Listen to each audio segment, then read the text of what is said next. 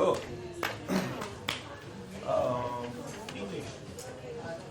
Hi all. This is the last presentation. Okay.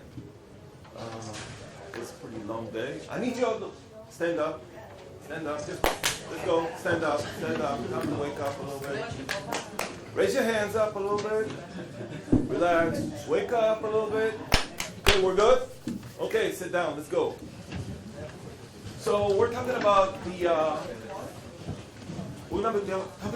user experience challenges in the multi-screen environment. Now, multi-screen environment is a term that's been taken from consumer world, and it relates to basically the part where people looking at multiple screens, not just TV, but instead of looking at TV, they're looking at the smartphone.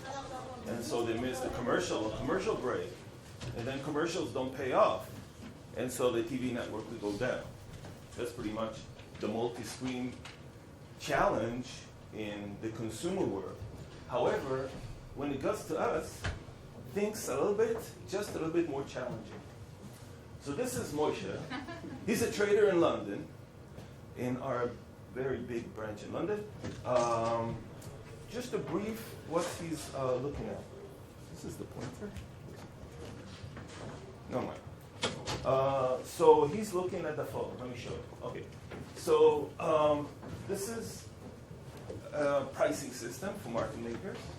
Market makers meaning the bank gives quotes for other entities they're requiring to make purchase or sell or any financial transaction. This is a part of Velocity, our own FX platform. This is Sonar, CRM. You all know what CRM is, right? Anybody doesn't know? Okay. You have email, you have Bloomberg, which is a very big player in financial technology. This system, I'm not sure what that is. You have a phone console. It contains up to 50 active phone calls at the same time. Okay? 50 phone calls active at the same time. And also he has a keyboard. EBS requires a different keyboard. He has this little mic, kind of hard to see this. Like the rest of us, he has a mobile phone. As he works for City, he doesn't like City's BlackBerry, so he has another phone. Okay? What else? He's talking to other people. He's talking to other traders. He's answering phone calls. You know what? I'll just delay that one more thing for just a second. So, but wait, this is a trader. Who are those people? What do they want? So, being groovy? Okay? Maybe. But you know what? When you dig a little bit deeper, what they really want, this is what they're after, really. They're up for this. They're up for the kill. They're playing the big game. And here's a little bit of what they want. They want money. This is the big game. This is the big game for real. It doesn't get much bigger than this. They're playing with a whole lot of money, more than this country's yearly budget. One day. Okay? They want recognition for what they do, like security, like the most of us, and they are addicted to adrenaline, really. So, I will show you a short clip about what their day looks like. I want you to listen carefully. He says very important things.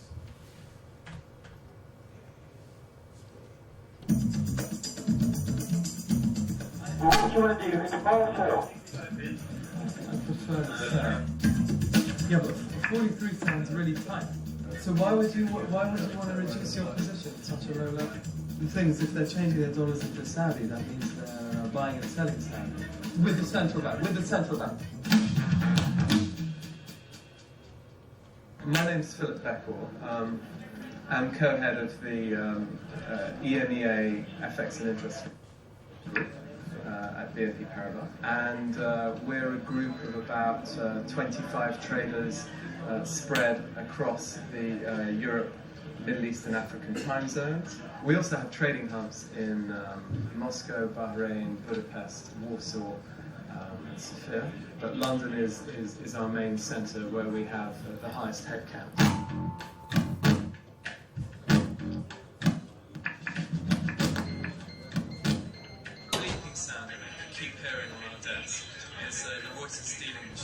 they're actually incoming calls. And those calls can come from anywhere, from another bank to a counterparty, or an even internal call from another BNP Paribas entity, for example, New York, Montreal, Milan. Everyone has this system, and that's one of the principal methods we use for trading.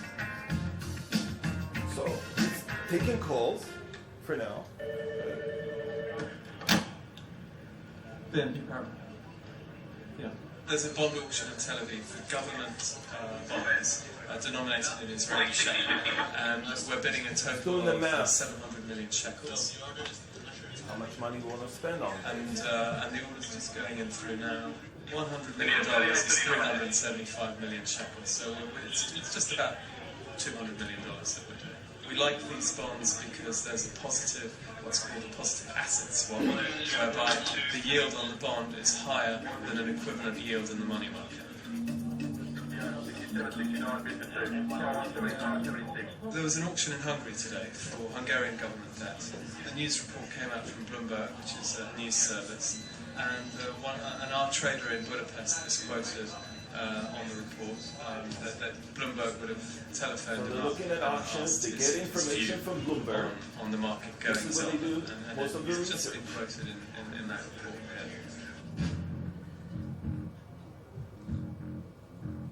Okay, taking phone calls, looking at auctions, calculating, and then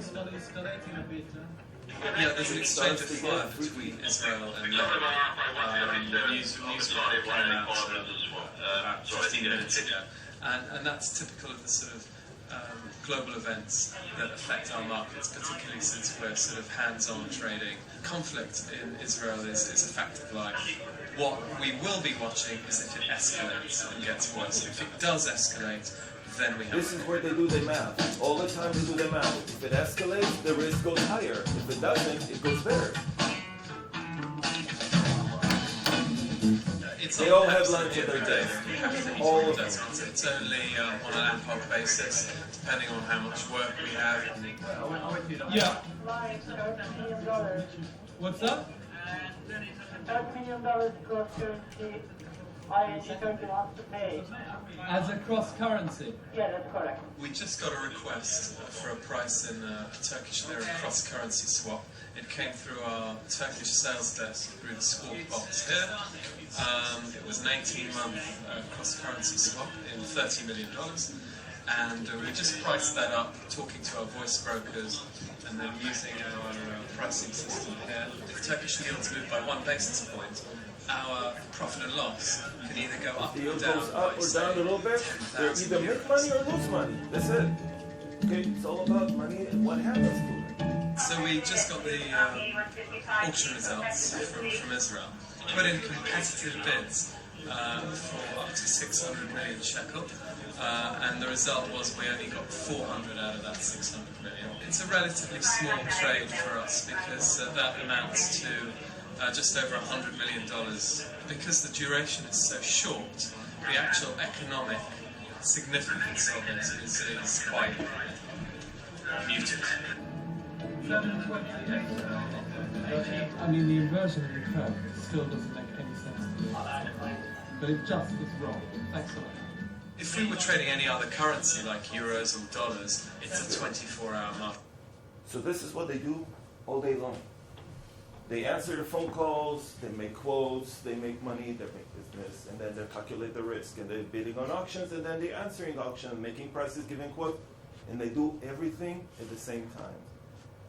What they do basically, converging and diverging. They do one task, very deep, very profound into a single task, and then they go out and they dive right into a different task. It's all money, but it's all different because they deal with clients, and clients have different needs, different moves. And can multitasking be real for humans? What do you think? Okay, how about men? What do you think? But then again, most of this industry, a big part of this industry is occupied by men. How do they do this?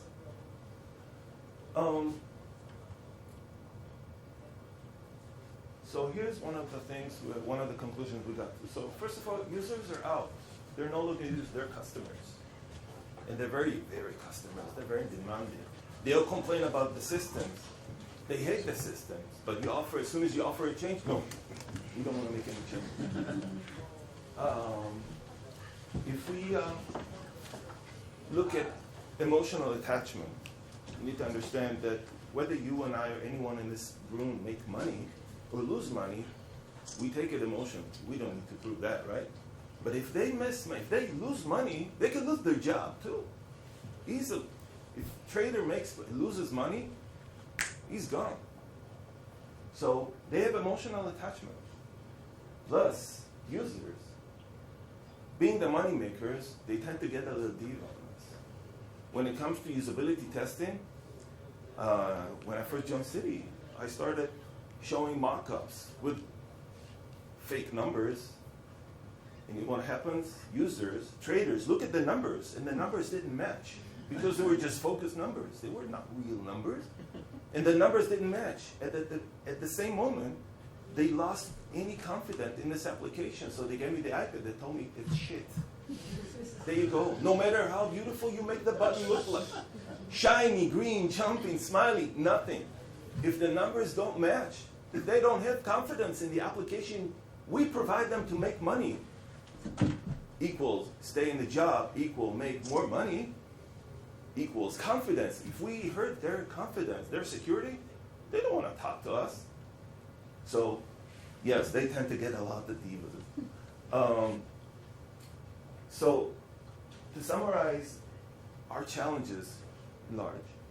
So, first up, this is really multiple screens really here.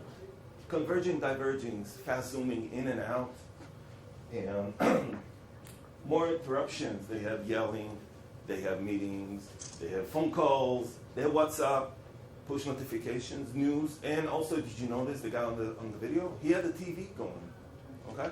Because they were looking at the news. So, yes, a lot of interruptions, and they function, I don't know how they do this, really. I mean, if I need to do more than one thing at a time, something goes up, messed up. What else? Dealers are not as rational, okay? It's all about emotions. They fear losing money, they're happy when they make money, and the constant competition against all the machines. Y'all know what all the machines are? Basically, these are computers who do dealing, forex trading automatically. And just look up all the machines. Basically, men cannot beat machine, okay, in terms of how fast you work and how fast you process the data. And Algo is direction financial technology is going to. So you won't have any traders? Yes, we will. You have to have the human touch because on the other side, there are traders as well, okay? One of the biggest challenges is when you talk to a lot of servers in the background. And in the foreground, in the user interface, you have to look slicky, you have to move fast, you have to be really responsive, no matter the technical challenges, our users don't care about them. He just wants that thing to work and make money and be confident and stable. What else? So in the enterprise world, basically, just to summarize, we make applications for humans. They're consumers, a little bit more challenging than regular consumers because they have all this emotional attachment to it. They work with it. So here's what others do. This is EBS, a really ugly looking system, but it's very successful. You can see the numbers from very far away from distance. This is Bloomberg. Y'all know who Bloomberg is? Okay? Some of you don't know, but most of the financial institutions pay as far as $2,000 a month to have a Bloomberg terminal on their desk. Okay? This is money making. Okay? And this is another screen of Bloomberg that talks about yields instead of I think it's a government bond. And but you notice this is they use big letters, big type. You can see from distance. You don't have to have the monitor this close. Okay. This is Reuters. they're a little bit more sane. But then again, a lot of data, one screen. And black. Yeah, it's all very black. I don't know. This is another screen from Reuters, just for you to understand. By the way, there was a talk about Samsung, Apple. So this shows the Samsung and Apple probably stock market pricing over from 2001, 2012. Apple's in blue. Guess who the other one is? Okay, this is how their market worked. They're all trying to do one thing, just to deliver the message, the information as fast and clear as possible. Because once again, our user is preoccupied with a million other things. You have to get the information passed quickly. So this is our first, one of the first applications we ran into in City. It's called Unipad. Not only it's but ugly, you can't really understand much of this. And users complain over and over again. Once again, as soon as we offer changes, they all go, no, don't offer us any change. Don't change anything. Don't move my cheese. Okay? But we started already, so we continued. And so first thing we did, we moved it into the iPad.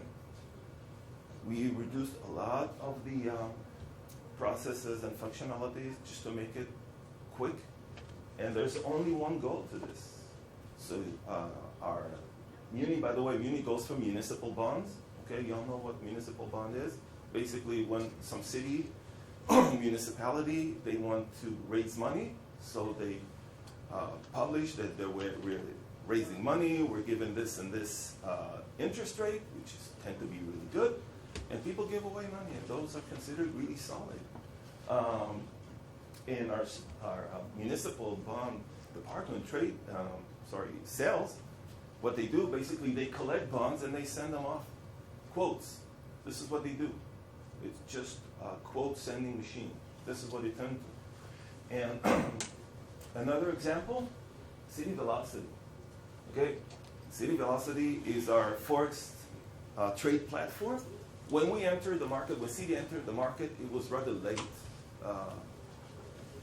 The screens, the real estate on the screen was preoccupied already, as it is, with a whole lot of information and applications, and City needed to slide right in without struggling with everybody, the fight, the struggle for real estate.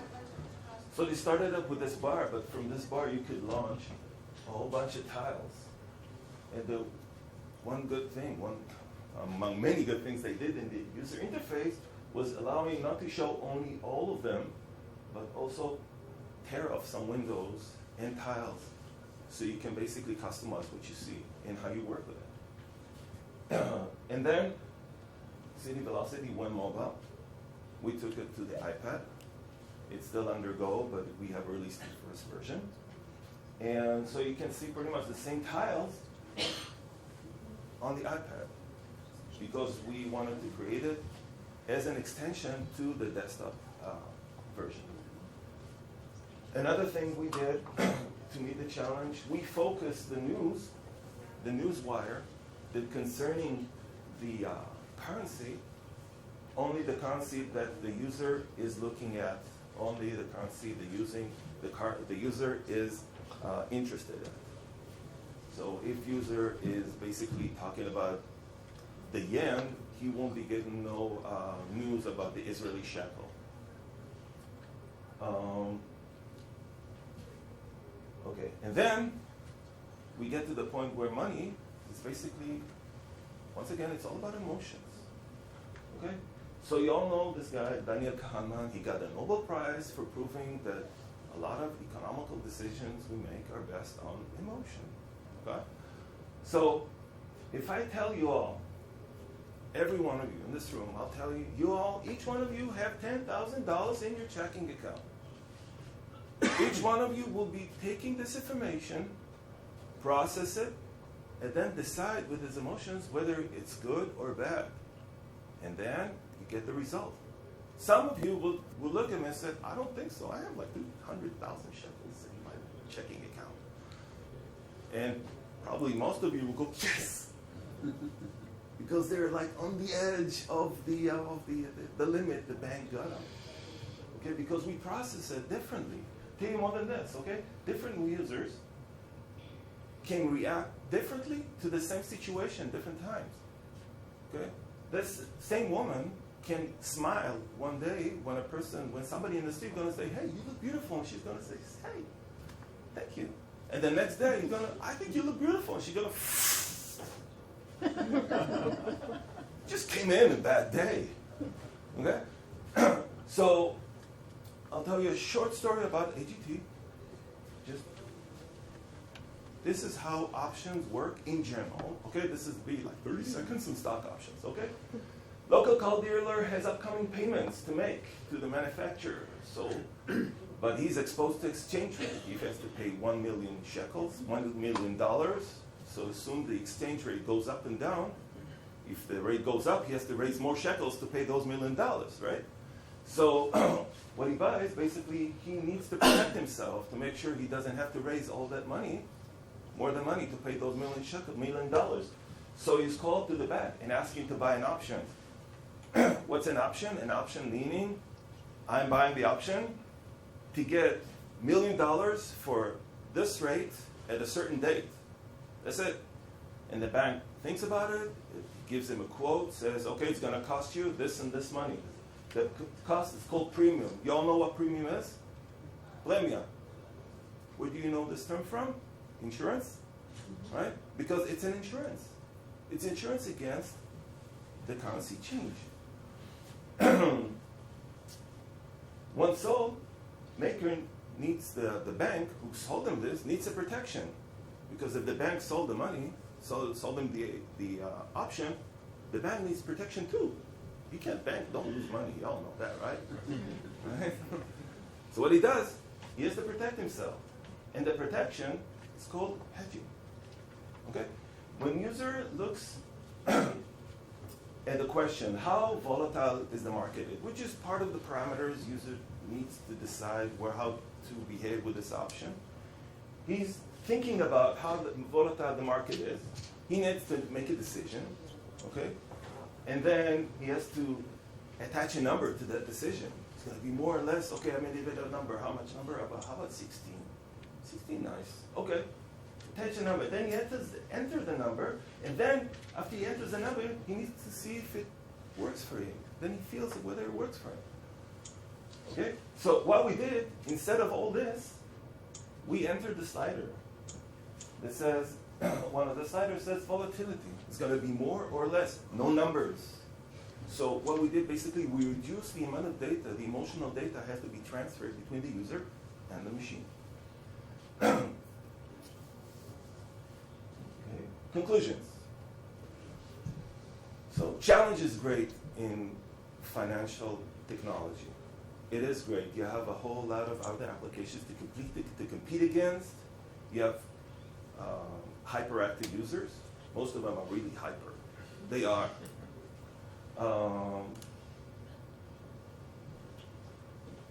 You should treat users as customers. Being the moneymaker, if user says an application is bad, they won't buy it because he's the moneymaker. If he makes the money, he get what he wants. Learning to use the user needs, meaning you have to understand the business first and then understand the users. Okay, when I came into City, the only thing I knew about options is the options I had at home. Do the dishes, get the trash out, bathe the kids, or do things different order. Okay? Opportunity is also great because what we do here has a great, really, really great impact on a lot of people who are making a lot of money. One most important thing, you have to have value. It's value. If it doesn't do anything, if the application doesn't make money, no matter how pretty it is, how shiny it looks, they won't use it. Period. Thank you all.